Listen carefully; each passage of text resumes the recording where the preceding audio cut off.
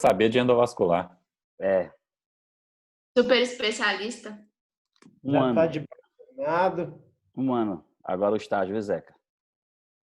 1 ano. A partir de hoje começou 1 ano, É igual o tempo de isolamento do Covid, agora mudou também, né? Mudou também?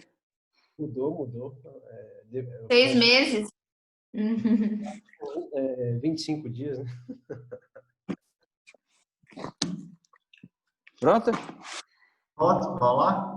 Vamos lá. No respeito pelo R+, acabou mesmo, né? É. Amor. Pronto aí, Eu pensei que Romulo. era só uma geração, mas não, é tudo. Cadê o Romulo? Romulo não aparece o rostinho não, que deve estar com medo, né? Para manter o corpinho. Tem que comer, né? Vamos lá, Pedro. Liberado aí? Então, vamos lá. Hoje a gente vai apresentar, né, doutor Fernando, uma aula sobre a anatomia da coluna.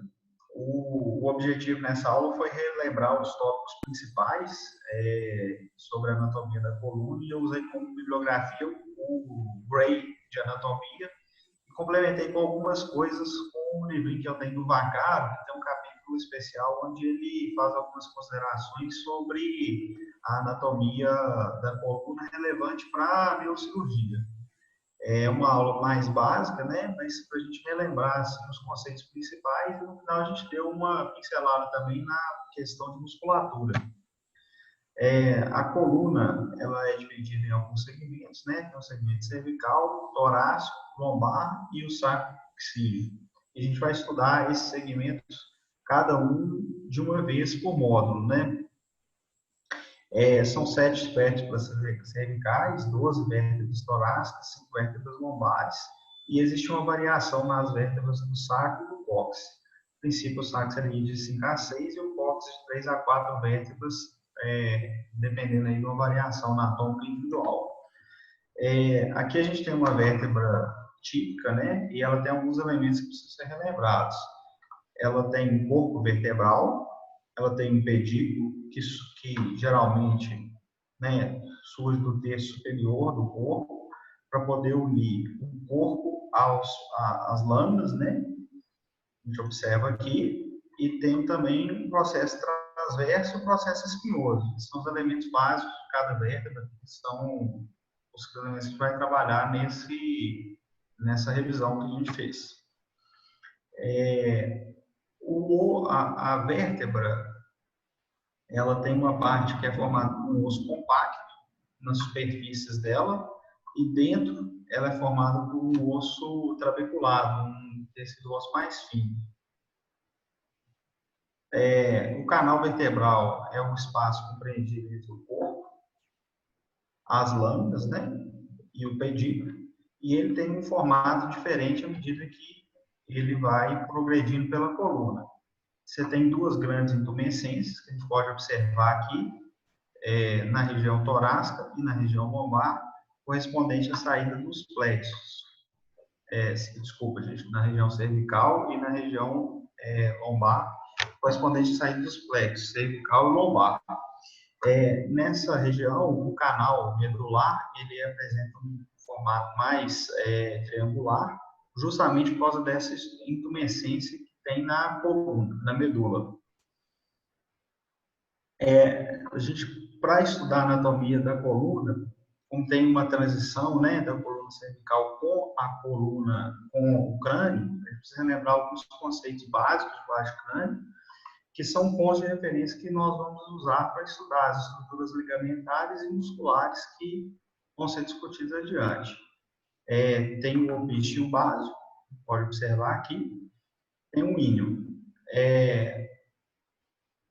O osso occipital é importante para esse estudo, porque vários dos músculos e dos ligamentos vão ser inseridos nessa região. É importante lembrar também da confluência dos seios, e que está aqui na região da protuberância occipital externa, né, do íneo. Aqui a gente tem dentro do... Aqui é uma foto, né, do osso occipital, onde a gente tem as facetas articulares do lobo. Os côndilos occipitais, onde existe a articulação de C1. E aí agora nós vamos entrar propriamente na coluna cervical. A coluna cervical, ela é composta basicamente por 4 tipos de vértebra. Você tem C1, que articula diretamente com o osso occipital. Você tem C2, que é uma vértebra modificada, e ela tem essa função de ter esse dente, que é o dente de C2, justamente para poder favorecer a movimentação da cabeça, a gente consegue fazer esse movimento. Tem as vértebras cervicais típicas, que é C3, C4, C5, C6, e tem uma vértebra de transição, que é C7. C7 tem elementos tanto cervicais, né? C7 tem elementos cervicais e elementos torácicos, assim como C6, que também tem algumas características dos elementos torácicos, mas é uma vértebra que lembra mais aí ser cervical. A gente observa aqui uma vértebra torácica típica, aqui está C4, e uma vértebra torácica típica, ela tem algumas... Cervical, vértebra cervical, típica. Uma vértebra cervical típica. Ela tem algumas características dela, né? Então, a gente observa aqui um tubérculo anterior, onde há a fixação do ligamento longitudinal anterior. Ela tem um processo transverso, onde há um canal central, então ela tem essa perfuração por onde passa a artéria vertebral. Tem uma faceta articular mais plana para poder favorecer a movimentação da coluna cervical e tem um processo espinhoso bífido. Geralmente ele é bífido e assimétrico por causa da fixação dos ligamentos. E comumente o canal formado aqui por essa vértebra ele tem um perfil mais triangular. Então nós vamos falar agora de C1, que é o Atlas. E esse nome vem da mitologia grega, né? O Atlas era a figura que carregava o globo nas costas. O que a gente vai observar? Essa é uma vértebra cervical especial, né? Tem algumas modificações para poder articular com os côndilos occipitais. Então, aqui a gente observa o tubérculo anterior. Aqui está o arco anterior do Atlas, que é um pouco menor do que o arco posterior do Atlas. Aqui é onde está o odontoide e aqui onde se une o ligamento transverso. Aqui está a faceta articular, né? E a face articular superior sobre a massa lateral, para fazer a articulação com o occipital, com o côndilo occipital. Nós observamos aqui o forame transversário e o processo transverso também. E aqui nós temos o forame vertebral, que tem essa característica de ser um pouco diferente dos demais. Ele tem algumas relações anatômicas, né, que são importantes ser lembradas, e aqui puxando um pouco dessa anatomia mais cirúrgica. No acesso posterior a essa região, você não deve dissecar muito além da linha média, né? O Pacato fala lá de 8 a 12 milímetros, por causa dessa relação com a artéria vertebral. Então, se a gente observar aqui, vai ter um sulco da artéria vertebral passando em relação anatômica, né, com a massa do Atlas. Isso é importante para a anatomia cirúrgica, quando nós vamos operar, e tanto quando a gente vai passar os parafusos, né, que se fugir do eixo correto de entrada, pode lesar essa artéria.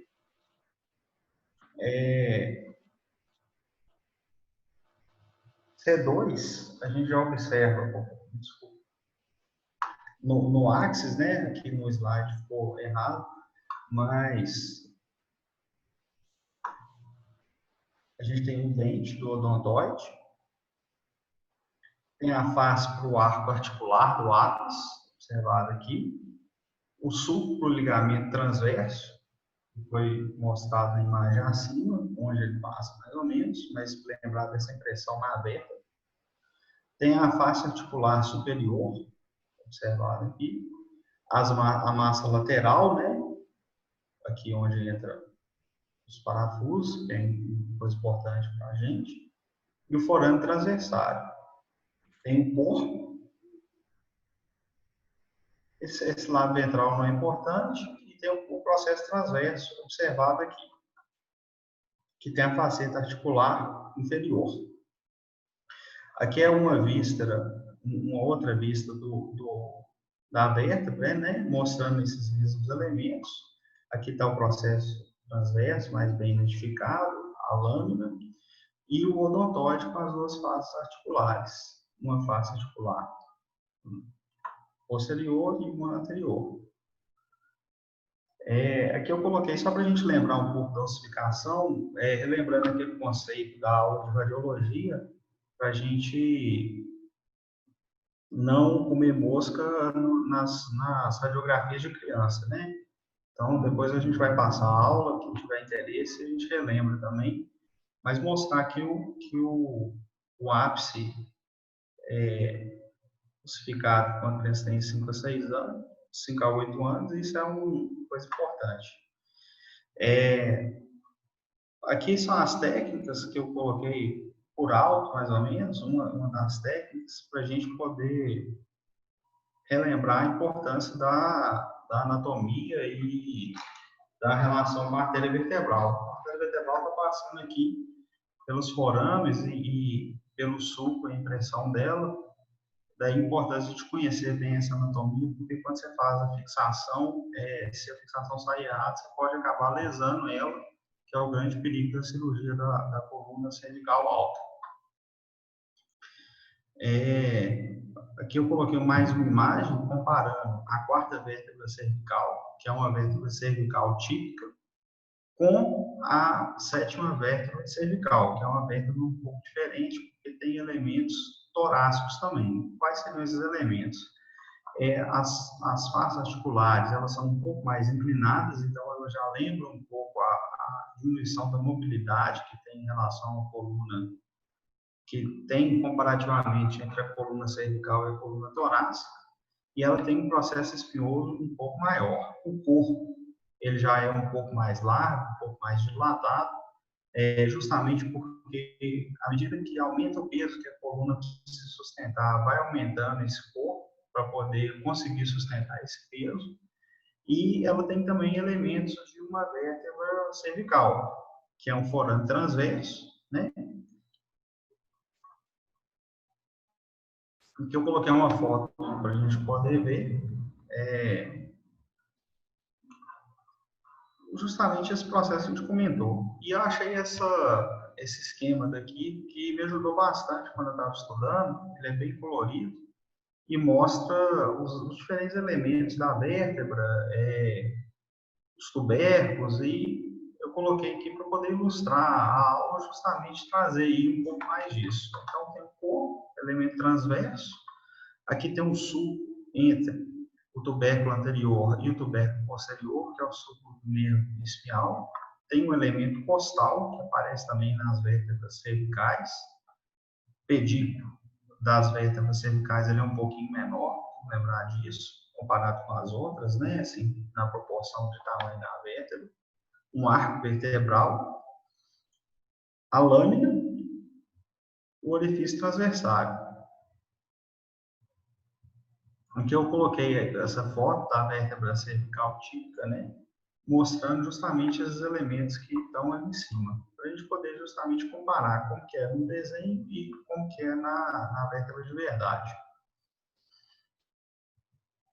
A 7ª vértebra cervical, acabou que a gente comentou ali em cima, algumas peculiaridades dela, né? De ser justamente essa vértebra de transição entre a coluna cervical e torácica. E comentar desse processo transverso é muito importante, porque, como nós vamos ver ali na frente, a fixação de vários músculos, de vários ligamentos, ocorre nessa vértebra. Então, por isso de ter esse processo transverso um pouco maior. Então, tanto o ligamento nucal quanto o ligamento transversal superior, quanto o ligamento supraespinhoso, eles inserem aqui, o que faz com que essa região seja um pouco maior para poder caber o tanto de coisa que insere nela. Aqui tem a gente está chegando já nas vértebras torácicas, né? A diferença que tem de uma vértebra comum é justamente as fóveas, né? Para poder fazer a articulação com as costelas. Então, você tem as faces costais, né? E tem a face circular. À medida que a coluna vai progredindo, para de ter dois elementos para articulação das costelas, e nas vértebras torácicas mais baixas, você tem apenas um elemento. Então, T12, T11 e T10 vão articular só com uma costela, né? Sem ser articulação com as duas costelas, igual as outras vértebras fazem, muitas vezes. Aqui a gente tem a quarta vértebra torácica, né? A gente chama assim de uma vértebra típica para estudo de caso. Então a gente observa as diferenças que tem numa vértebra cervical. O corpo da vértebra cervical típica, né? O corpo já aumenta um pouco. As faces articulares, elas são menos planas, são mais horizontalizadas. Isso é justamente pela limitação de movimento que ocorreu na coluna quando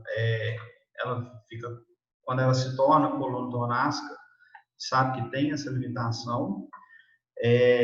Tem um processo transverso um pouco maior do que na coluna cervical, processo espinoso também bem maior. Aqui algumas peculiaridades, que é justamente aquilo que eu comentei da vértebra, à medida que a coluna torácica vai aumentando de tamanho e vai descendo, ficando para níveis mais baixos, ela diminui a articulação com as costelas. Então, T9 não se articula com a 10ª costela, T10 se articula somente com a 10ª costela, T11, o processo transverso é mais curto, né? E articula só com a cabeça da 11ª costela, e assim como C7 e T12 também possuem características de transição da coluna. Assim como T7 é cervical com a torácica, T12 é da coluna torácica com a coluna lombar. Aqui nós observamos uma vértebra lombar típica, né? Em comparação, a gente vai observando que vai crescendo o tamanho do corpo, justamente porque aumenta o peso que essa vértebra tem que sustentar. Observamos o pedículo. Aqui temos o processo transverso. Em 4, o processo acessório. Em 5, o processo mamilar. Em 6, o processo espinoso. Em 7, o forâneo vertebral. Em 8, a fóvea articular superior. Em 9, a lâmina. Em 10º, a fóvea articular inferior, que aparece aqui atrás. Aqui nós temos uma foto esquematizando esses elementos. São os mesmos.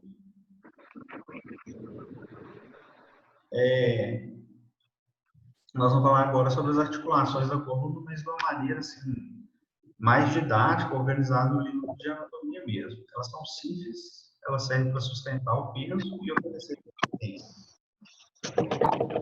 Os discos vertebrais, eles são compostos 25% por anel fibroso, então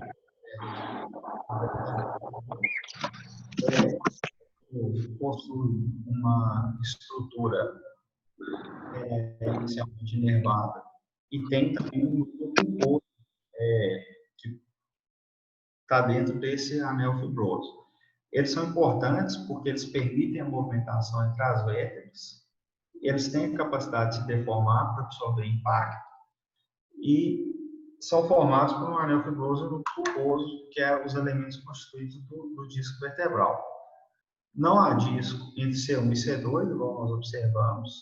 As espessuras elas variam nas diferentes regiões, e a diferença na espessura da parte anterior e posterior determina as curvaturas da coluna. Os anéis vertebrais eles se inserem nas margens epifisárias e são formados por fibras, né, que seguem de uma vértebra até a outra obliquamente, igual a gente pode observar aqui. Isso é importante porque se elas seguissem perpendicularmente ou horizontalmente, a coluna não teria a mesma mobilidade que tem por essa formação. Então, esse sentido do trajeto delas é justamente para poder favorecer a movimentação entre as vértebras. E eles permitem essa rotação. No nascimento, o núcleo pulposo é composto por 88% de água. Ele vai desidratando à medida que a pessoa vai envelhecendo, né, diminuindo a quantidade de água. E isso favorece justamente essa herniação, que às vezes pode acontecer que gera uma hérnia, né? E ele é avascular. Importante lembrar que ele é nutrido por difusão. Essas articulações, agora nós vamos falar dos ligamentos, né? Então, o ligamento longitudinal anterior, que está na porção anterior da coluna, ele vai fazer essa ligação entre os corpos vertebrais e ele inicia na superfície pélvica do sacro e termina no tubérculo anterior de C1 e osso occipital anterior ao forame mário. Justamente por causa disso que tem um tubérculo importante, o tubérculo anterior de C1. E aí a gente sempre vê essa imagem no livro e ela tem um erro, que é o seguinte: esse ligamento anterior, embora ele seja mais espesso, nessa região mais central do disco, ele continua-se lateralmente até os forames intervertebrais.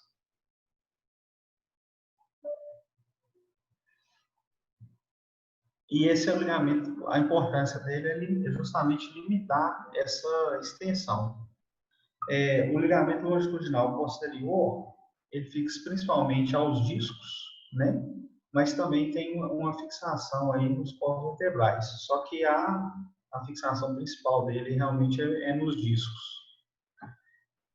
A função sua é evitar a hiperflexão da coluna e protege contra a herniação anterior do pulposo, preservando assim o canal vertebral. As articulações dos arcos vertebrais são articulações facetárias, elas são articulações sinoviais planas, né? E ocorrem entre os processos articulares superiores e inferiores, circundados por uma cápsula fina, que a gente chama de cápsula da articulação zigogofisiária. E elas ajudam a sustentar o peso juntamente com os discos.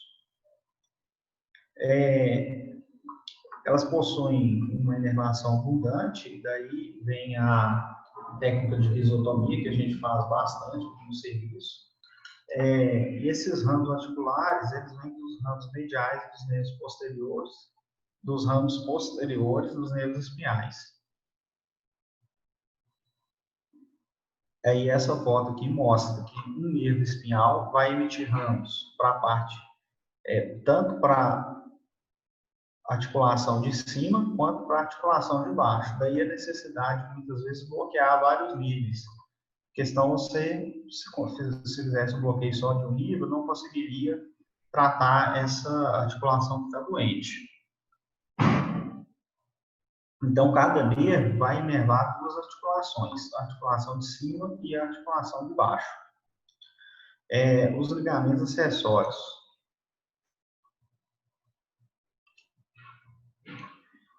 A gente tem os ligamentos amarelos, os ligamentos interespinhais, os ligamentos supraespinhais, o ligamento bucal e o ligamento intertransversário.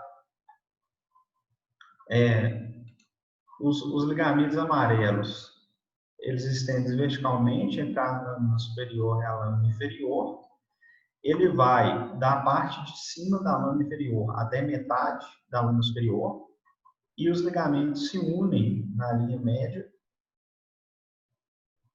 e são compostos por seções alternadas. Então, não é um ligamento contínuo, são várias seções que formam um conjunto de ligamentos. Então, cada espaço vai ter um ligamento amarelo próprio de cada lado que se une na linha mediana. Aqui mais uma foto mostrando os ligamentos amarelos, como a gente observa aqui, e tem os ligamentos interespinhais, que vão unir os processos espinhosos da raiz até o ápice dos processos adjacentes. Lembrar que eles têm esse sentido daqui. O ligamento supraespinhal e o ligamento bucal. o supraespinhal une os processos transversos C7 até o sacro. Na região cervical, une com o ligamento nucal também. O ligamento nucal é um septo laminar fibroelástico intermuscular que inicia na protuberância externa do osso occipital, passa no tubérculo posterior do arco posterior do atlas e segue pelo aspecto medial das apófises espinhosas bífidas de C2 até C7, fixando depois no ápice superior da apófise espinhosa de C7. Então, é um ligamento complexo, né, mas que a anatomia dele é bastante relevante para a gente. E toda vez que nós vamos abordar essa região cervical, nós nos deparamos com ele. Tem os ligamentos intratransversários. Na região cervical, eles são apenas fibras dispersas. Na região torácica, são cordões fibrosos, onde a gente observa ele. E na região lombar é muito difícil de observar nas dissecções, porque são muito finos e membranaços. Acaba se perdendo na musculatura que tem aqui.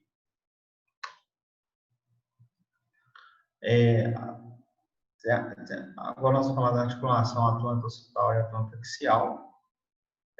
A articulação atlânto-occipital é recoberta por essa membrana, né? A membrana atlânto-occipital posterior. E por uma outra membrana, quando você faz a dissecção dela, que aparece. Aqui a gente observa a membrana occipital posterior, que une a base do osso occipital até o áxis, aqui embaixo. A membrana atlânto-occipital posterior, aqui a gente tem o ligamento amarelo e a protuberância occipital. São os marcos anatômicos dessa região. Temos também o ligamento longitudinal anterior, as cápsulas da articulação atlânto-occipital e a cápsula articular da articulação atlânto-axial.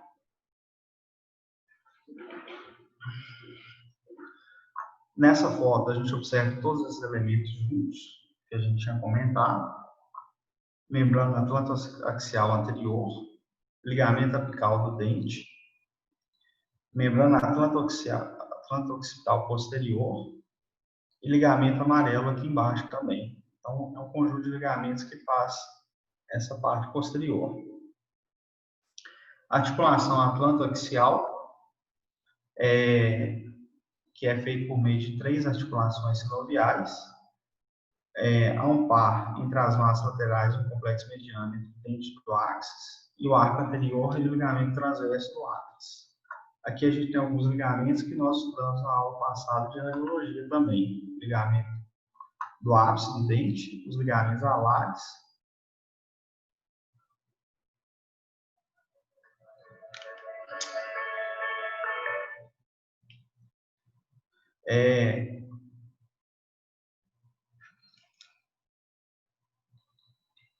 Quando a gente faz essa retirada da parte posterior do pedaço da lâmina e do processo espinhoso e da medula, consequentemente, nós temos essa visão, mostrando a membrana tectórica, a cápsula da articulação atlânto-occipital e a cápsula da articulação atlânto-axial. Tem os ligamentos transversos e cruciformes também, que são importantes. Nós observamos o ligamento transverso, a faixa longitudinal formando o ligamento cruciforme, os 2 ligamentos alares, o ligamento longitudinal superior do ligamento cruciforme,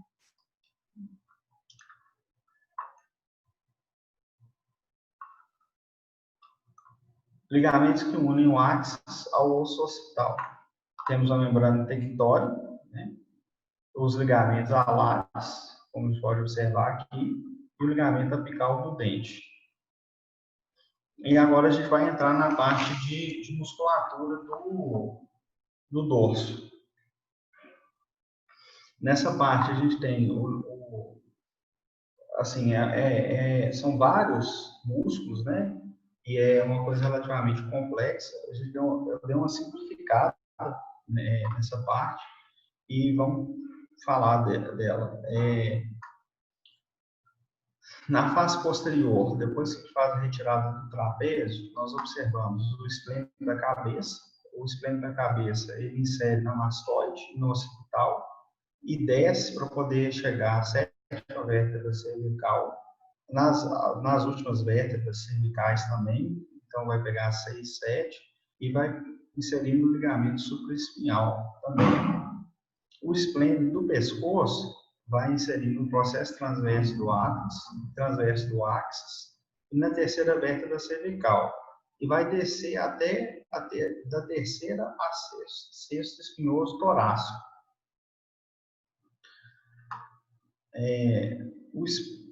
Aqui a gente observa o esplênico da cabeça, o esplênico do pescoço também, igual a gente tinha comentado, a inervação.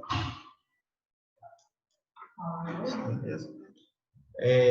Aqui tem o seno espinhal. O seno espinhal da cabeça vai dos processos transversos cervicais até a linha de base do occipital. E aqui a gente tem os músculos eletores da espinha, né? Que é o espinhal torácico, o espinhal do pescoço e o espinhal da cabeça. Tem o longuíssimo da cabeça, o longuíssimo do pescoço, o longuíssimo torácico. O ilho costal do pescoço, o ilho costal torácico, o ilho costal lombar.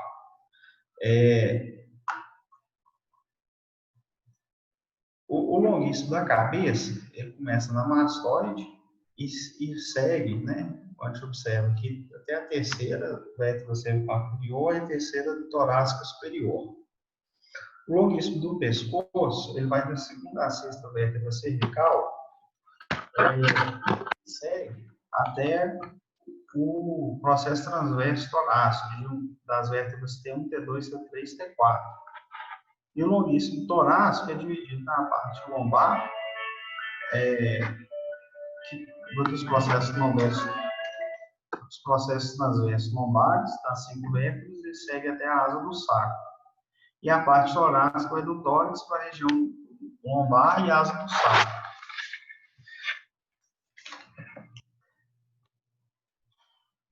O grupo espinotransverso é composto por ligamentos que vão do processo espinhoso ao transverso, mesmo que sejam níveis diferentes. Tem rotadores torácicos, rotadores do pescoço e os rotadores da cabeça. Tem o multifídio e tem o semiespinhal do pescoço, semiespinhal torácico e espinhal da cabeça. Os rotadores, eles ocorrem também, às vezes, nas regiões torácicas, nas regiões cervicais e lombares, mas são característicos da região torácica. Tem os rotadores curtos e tem os rotadores longos. Esses músculos são importantes para poder fazer a rotação da coluna e estabilização da região, principalmente. O multifídio, ele também segue o processo espinhoso e vai até o processo transverso, mas ele não faz isso igual os rotadores, que fazem de um nível ao outro, né? Eles vão inserir mais embaixo, seguindo lá para 3, 4 processos transversos abaixo. Os músculos semiespinhais, igual a gente tinha falado logo há pouco, o semiespinhal da cabeça fixa na linha nucal e segue até os processos transversais, e o semiespinhal do pescoço vai do ligamento,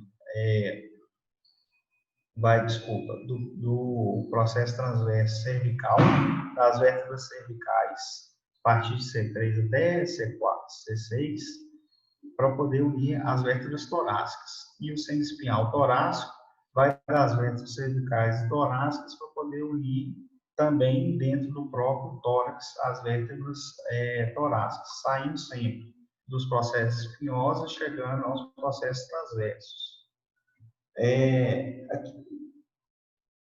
Aqui eu coloquei a foto dos músculos da região occipital. A gente tem o oblíquo superior da cabeça e o oblíquo inferior da cabeça. Temos também o reto posterior menor da cabeça e o reto posterior maior da cabeça, que fazem a união sempre com C2. Então, o oblíquo superior faz no occipital a C1, o oblíquo inferior do de C1 até C2 e o reto posterior menor da cabeça do occipital até C1, que são os principais músculos occipitais. Isso aqui foi a anatomia, os livros de anatomia que a gente consultou, e eu usei muito o Google também e o livro do Gray, essa edição mais nova, de onde eu tirei as fotos e uma parte do texto. Aí foi isso. Boa. Show de bola. Extensa, né? Muito grande, né? Mas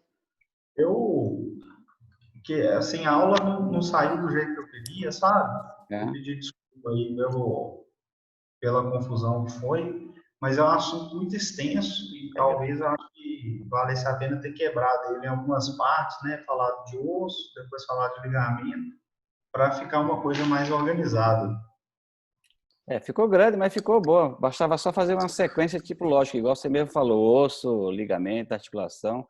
Mas vamos pegar as coisas boas para captar a mensagem que foi dada, né? Então vamos para as perguntinhas, né? Perguntinha é bom, né, só? Né, Zeca? Perguntinha é sempre bom, né, Zeca? Zé, ô Pedro, outra coisa. Às vezes você falou a palavra é. Oi, Fernando? Quantas vezes você falou a palavra é? Não. 98 vezes. Entendeu? Então, isso passa uma insegurança. E você estava sabendo da matéria. Então, passa insegurança. E você estava muito bom. Então, é um erro de didática que você tem que tentar melhorar isso. Trocar, passar para outra. É Iné. Hã? É Iné também. É Iné. Às vezes é vício que a gente já tem essa mania de falar, né? Mas tentar se policiar para não... Eu marquei aqui para você não ver que é uma da minha.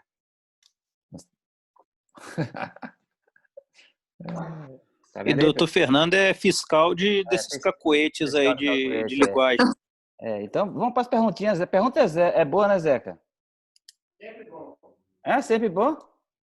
Como é que eu sei que eu estou na cervical e eu chego na torácica, Zeca, sem pedir o raio-x? O intensificador de imagem. Qual é o macete que a gente usa fazendo a dissecção via posterior? Para saber, aqui já é a minha primeira torácica. Você, principalmente, olhar... Não, Zeca, eu estou dissecando. Estou vindo assim, eu não sei onde é que eu estou. Qual é o parâmetro que eu tenho lá atrás, que eu sei que eu estou torácico, que eu sei que eu estou na cervical ainda? Um espinhoso mais alongado.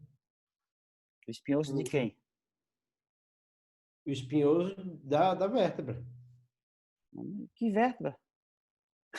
Você fala lá... Peraí, você fala lá atrás, antes de abrir? Eu estou fazendo a via posterior, tá? Musculatura com meu cautério, tá? Aí Marcelo pergunta, doutor Fernando, a gente está na torácica ou a gente está na cervical? Eu falei, não, Marcelo, deixa eu dar uma olhadinha numa coisa aqui. O que é que eu vou catar? Ué, você fala de anatomia, não é anatomia vertebral que você quer, né?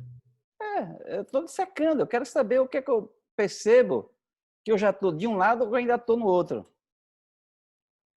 Ele falou disso. Ué, eu acho que olhar a costela, né? Olhar a costela... Olhar a costela, como assim? Dá um detalhe para a gente. Eu estou dissecando a musculatura, pele, linha média, estou no meio, assim. Quem quer ajudar ele, Eustáquio? Nossa, vocês vão ficar falando que eu sou... Você vai procurar o transverso, né? Vai procurar o transverso. Transverso seria, mas na linha média. Vamos só ficar na linha média, não vamos lateral, não. Espinhoso bífido. Espinhoso bífido, onde ela acaba? C7. Depois dali já... Agora, ele nem 100% lembra disso, que o C7 é bífido não, gente. Em alguns casos, ele fica plano. Então, o C6 é mais a referência. Mas, realmente, é o bífido que chama atenção, que o torácico já não é, né? Se não é bífido, já não é cervical, é torácico. Eustáquio, já que você está aí, ele fala muito da ponta odontoide. Um parafuso tem 3,5 milímetros. A ponta da odontoide tem quantos milímetros? Ah, doutor Fernando, tem quase 1 centímetro aquele negócio lá, mais, na verdade. É mais ou menos isso, é 9 milímetros, né? 9 milímetros. Oh, nota 10 para Chutou você. bem. Tem que botar um né. Tem que botar um né. Muito bom. Que mais? Faça uma perguntinha aí, Fran. Não, uma coisa que cai muito em prova é onde que a vertebral entra, né? Em qual nível, no forame transverso. Essa é boa para a Rayane. Esqueci dela, ela tá aí, né? Cadê? Letra R. Desceu, cadê a imagem da Rayane? Rayane, bota põe o vídeo aí. Cabelo molhado. Em qual vértebra que a artéria vertebral entra normalmente, Rayane? Em qual Ela forame passa transverso? do sulco, né? Ah, tá lá embaixo, tá falando. C6. Boa. E ela sai? 90% das vezes é C6. Maioria das vezes C6. E ela sai? Ela vai pelo forame vertebral até lá em cima e aí C1 ela sai de C2, faz uma voltinha e passa em cima do sulco da vertebral em C1 para entrar na dura, né? Furadura. O orifício da vertebral em C2, ele é sempre simétrico dos dois lados, Rayane? Provavelmente não, né? Que você tá me perguntando. Ué, e se for? Acho que não é, não. Não, é ou não é? Um forame da vertebral de um lado é igualzinho do outro lado? Não é sempre, não. Não é sempre, não? Não. É? Zeca, você está de acordo com ela? Estou de acordo. Está de acordo? Tá bom. Já Irmãozinho, que você né? Irmãozinho. Então, já que você está de acordo, em quantos por cento, se eu falei hoje, quem escutou não pode falar não, em quantos por cento que eu vou fazer um parafuso num pedículo de C2, eu não consigo colocar? Você? Por causa da anatomia da vertebral. Uai, você eu acho que nenhum caso. Não, aí não. Agora eu 100%. Não, independente de ser eu, tem uma coisa na anatomia que tantos por cento do paciente tem que eu não consigo passar porque o pedículo praticamente não existe. 30%? Ó, chegou perto. O Eustáquio sabe, né? Que ele escutou. Eustáquio e Rômulo escutaram hoje, né, Eustáquio? Eu lembro, vou ficar quieto. 15%. Mesma coisa, fica quieto, porque passar spoiler é maldade, né? Ele não pode não, né? Guaraci. Vai ter que falar, ué.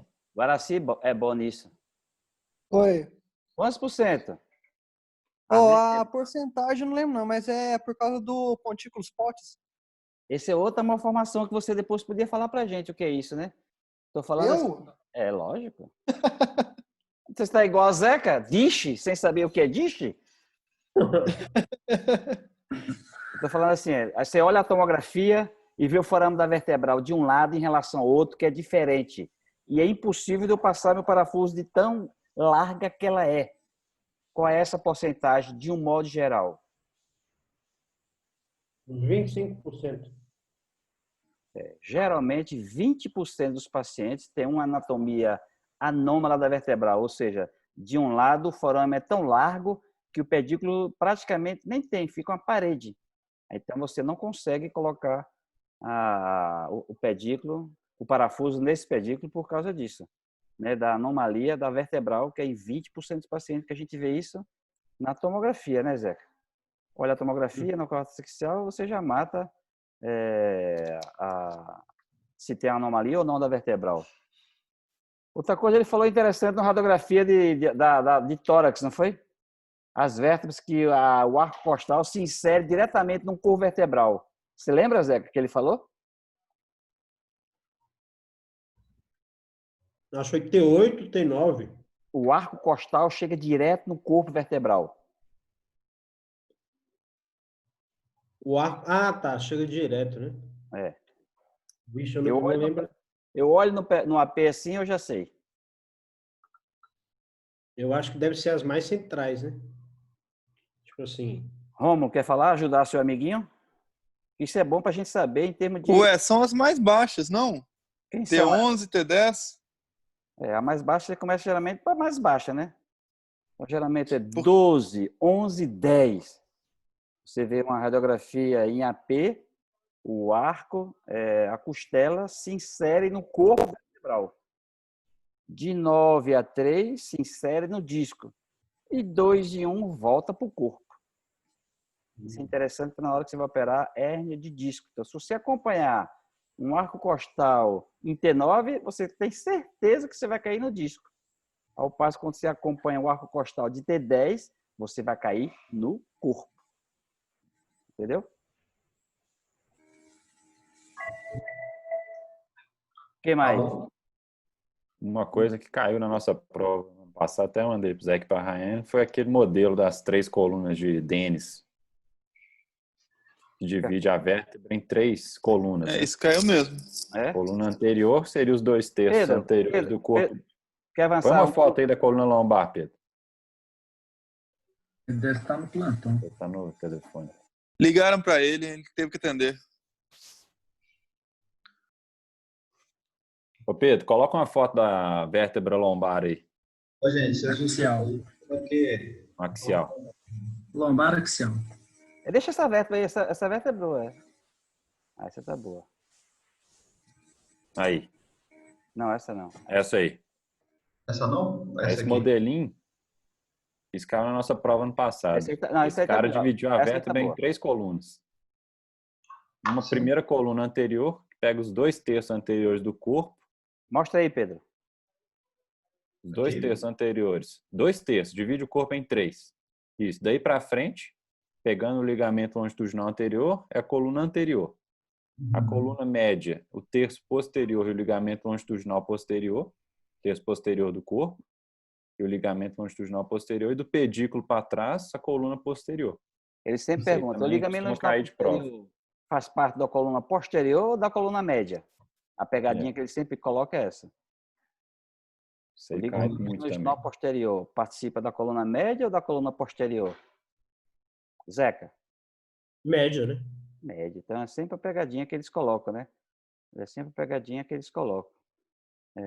Que mais? E a membrana tectória também, né? Continuação do ligamento longitudinal posterior. Isso. Bota na cervical lá. Lá para o clivus. Mais alto. Outro que adora cair é o ligamento cruciforme, né? Isso, bota aí. Faça uma pergunta dele aí, Romulo, para a Rayane, que ela tá craque em cruciforme. Ah, não, deixa essa boa. Não, antes disso, bota aí. Essa aí tá boa. Passe próximo. Não. Próximo. Não. É o anterior. Volte, vai voltando. Isso. Volte. Volte. Volte. Ué? Volte. Volte. Isso, tá? Essa tá boa. Não. Aquela. C2 axial. Volte lá. Essa foi na aula do Rômulo. Se os meninos errarem agora, eu vou ter uma crise convulsiva. O próximo agora. Esse daí tá bom. Ô, Fran, você tem dental em casa aí, cara? Atenção. Zeca, olha a pergunta. Não, Rayane. Rayane. Oi. Essa de cima é bacia? Não, agora ele já sabe que é bacia. Quantos centros de ossificação tem C1 e C2? C1 tem 3, né? Boa. Agora a outra eu deixo o Zeca, né? Na verdade, deixa o Igor. O R1 responde menos que os R2? Nunca vi isso. 5, né? 5. O total são quantos, Zeca? 5 em C2. 5 em C2 e 3 em C1. O total, Zé? 5 em C2, 3 em C1. Quer falar pra gente as 5 de C1 e o Igor fala as 3 de C2? Ao contrário, né? Ou o contrário. Fala, Zeca. C1 tem no arco anterior, posterior e processo transverso, né? 3. E C2? C2 tem no ápice do odontoide. Tem entre o odontoide, na realidade, entre o odontoide e o corpo. 2. Nas laterais, mais 2. Na lateral do odontoide, entre o odontoide e o processo transverso. 4. E o outro é entre o odontoide e lá atrás, né? 5. E o arco Pensa posterior. que são números ímpares, né? 3 e 5. E o arco posterior. Isso cai sempre em prova, né? Muito bom. Na realidade, é entre o odontoide e o arco posterior ou é entre o arco anterior e o arco posterior? O outro? Esse cortezinho azulzinho, praticamente, ele fala, né? Tá vendo? Onde é azulzinho é o centro de ossificação. Uhum. É porque a pontinha do odontoide é onde está escrito esse ápice do dente, depois o dente todo, depois o corpo, e de cada lado a massa lateral com a lâmina, né, lá atrás. Então, ponta, dente, corpo dos dois lados e a massa lateral. 5, 3, 2, 5. Boa. O que mais que a gente pode falar? Lombar a gente falou pouco, né, lombar? Eu mandei lá no grupo as ossificações dos centros. Boa. Aquela aula sua foi top de linha. O que mais? Essa daí é boa. Lombar. Qual o diâmetro do pedículo lombar, Zeca? Aí vai aumentando, né, a cada nível. Eu acho, não sei se começa em meio centímetro e vai aumentando um milímetro a cada um. Não sei se é isso. Quanto mais alto é menor ou quanto L5, o pedículo de L5 é maior ou menor do que o pedículo de L1? Maior. É maior. Então ele vai aumentando progressivamente, né? Agora para o Marcelo. E para a coluna lombar, Marcelo, o parafuso que a gente usa é de 5 ou de 6,5?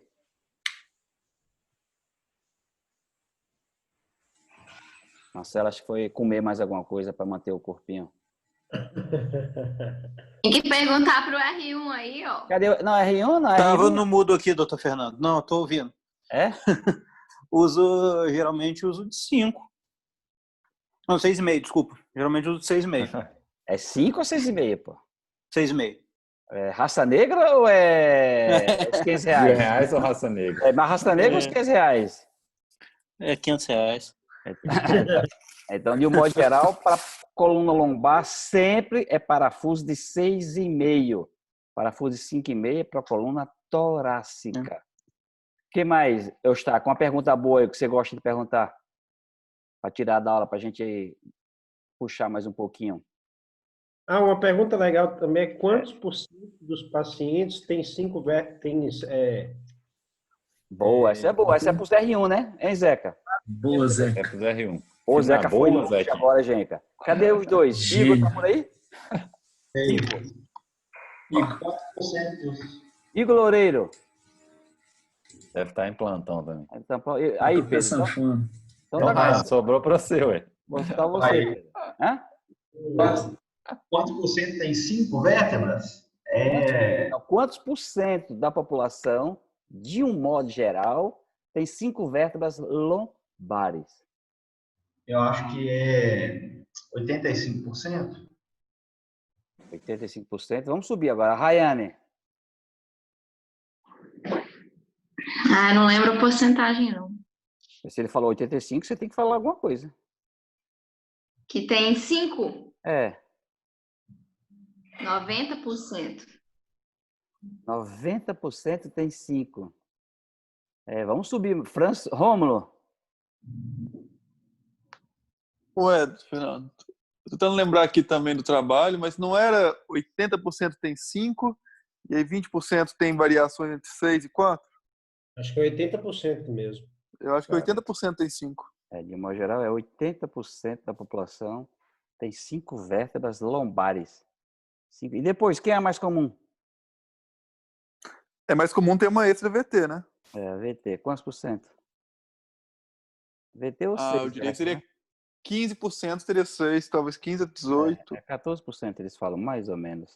Aí já está em 90%. Mas na prática a gente não vê tanta vértebra de transição assim, não? Só acha que tem, doutor Fernando? Assim. Vê, sei. Tem muito, 2 em cada 10 pacientes? É mais ou menos. É mais ou menos. Aí depois de VC, vem qual?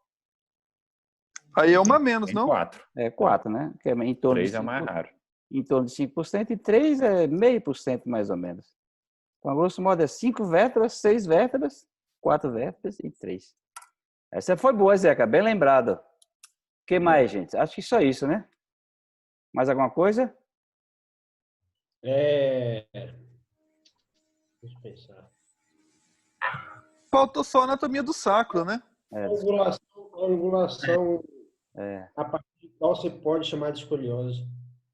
Ó, essa foi jamais. Essa pode ser a aula da próxima aula já, né, Zeca? Zequinha fica confiante, rapaz. Já tá confiante demais.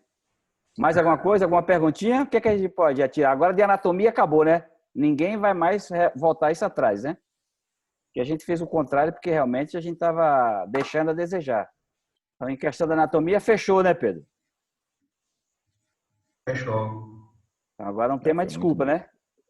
Foi muito boa a aula, foi extensa, mas realmente pegou um leque grande de estrutura anatômica. Parabéns. Mais alguma perguntinha, Rayane? Rayane não fez nenhuma, né? A sua vez é agora. Pergunta aí ao Eustáquio qualquer coisa, Rayane. Não, porque volta tudo, né? Tem aquela pergunta que eles gostam pro R5, que é aquela pergunta, qual que é a angulação progressiva nos parafusos lombares? Pô, essa é boa também, né? Muito boa. Essa é para R5, aí já subiu o nível, né, Romulo? Essa o Dr. Fernando falou um dia desse aí. Essa foi muito boa. Marcelo, pode... Essa é boa. Amanhã na cirurgia a gente conversa, Romulo. Vamos ver que você vai... sobre isso. São em 5 graus, né? E você vai, a cada um que você desce, são mais 5. Isso. Então, você começa em L5, mais ou menos 5 graus, depois desce 10, 15, 20, 25. Isso, muito bem, Marcelo. Viu só, Marcelo? Eu confiei em você, sabia que sabia a resposta. Fechou com chave de ouro. O que mais? Acho que tá bom, né? Muito bom. Tá bom. Parabéns. Valeu. Obrigado aí. Acabou. Valeu, gente. Um abraço. Passar para patologia, né? Que agora a anatomia já é coisa do passado. Obrigado aí, Pedro. Muito boa. Aí, ó, amanhã vocês aparecem na aula de MAV lá, hein? 7 horas. Tá bom. Valeu, obrigado por tudo aí, galera. Valeu, gente. Um abraço. Obrigado, Pedro, mais uma vez.